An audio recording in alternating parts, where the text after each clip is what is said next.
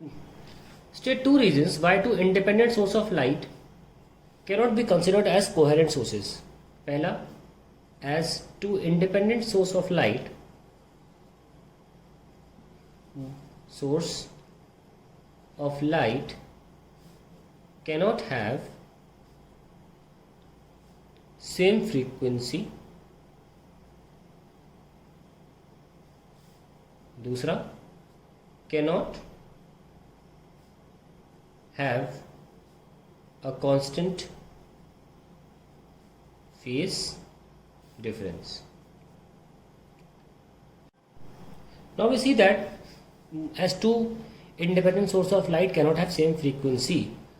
अगर हम पहले पॉइंट को समझने की कोशिश करें, सपोज मेरे पास एक सोर्स है, इसकी फ्रीक्वेंसी ऐसी है, और इसके नीचे बना लेते हैं दूसरा सोर्स है, इसकी फ्रीक्वेंसी ऐसी है।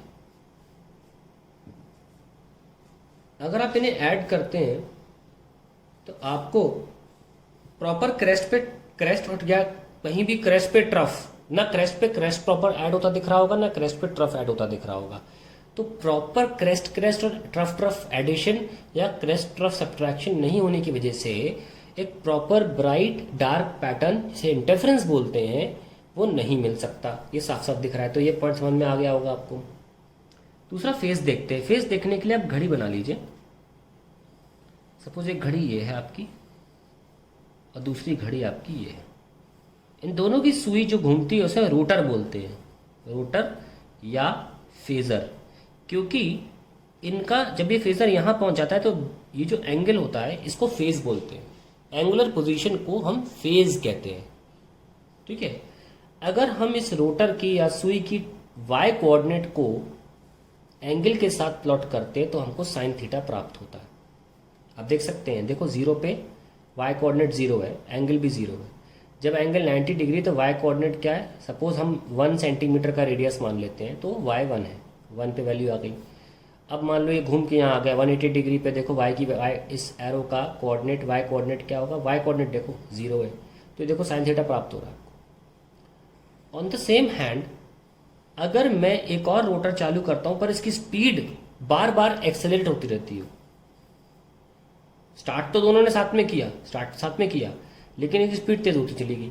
तेज होने की वजह से स्टार्टिंग में तो चलो ठीक था, मान लो इतना हो गया, उसके बाद तेज होने का मतलब ये कंप्रेस हो जाएगा, ये जल्दी खत्म हो जाएगा इसके, है ना। यहाँ के पहले यहाँ खत्म हो जाएगा, ये साइज भले सेम रहेगा, फिर जैसे इसको यहाँ खत्म होना चाहिए था ये और जल्दी खत्म हो जाए, यहाँ खत्म करा देंगे इसको, है ना। तो ऐसे होता चला जाएगा और जल्दी खत्म हो जाएगा। इस तरीके से डायग्राम बनेगा इसका। जैसे जैसे तेज चलेगा वैसे वैसे वेवलेंथ कम होती चली जाएगी। तो क्या अब ये क्रेस्ट और ट्रफ ऐड हो सकते हैं? नहीं हो सकते। तो फेज डिफरेंस यानी कि इसका फेज अगर मान लो स्टार्टिंग में जीरो है, इसका भी जीरो है, तो जीरो मेंटेन होना चाहिए, दोनों साथ साथ मूव करने चाहिए ऐसे। और या फिर आप चाहें तो 180 डिग्री का भी फेज ले सकते हैं। सपोज यहाँ ऐसे और इसका स्टार्टिंग ऐसे, तो ये ऐसे स्टार्ट करेगा, लेकिन दोनों के बीच में जो स्टार्टिंग में फेज हो गया वो हो गया, वो बदल नहीं सकता। तो इसीलिए दोनों चीज एक से जो इंडिविजुअल सोर्सेज में ये दोनों चीजें हो ही नहीं सकती कि सेम फ्रीक्वेंसी हो या कांस्टेंट फेज डिफरेंस हो। इसीलिए इंडिविजुअल सोर्सेज जो होते हैं वो कोहेरेंट सोर्सेज नहीं हो सकते, और कोहेरेंट सोर्सेज वो होते हैं जिनमें फ्रीक्वेंसी सेम होती है और कांस्टेंट या फेज डिफरेंस जीरो रहता है। फेज डिफरेंस का कांस्टेंट होना बहुत जरूरी है।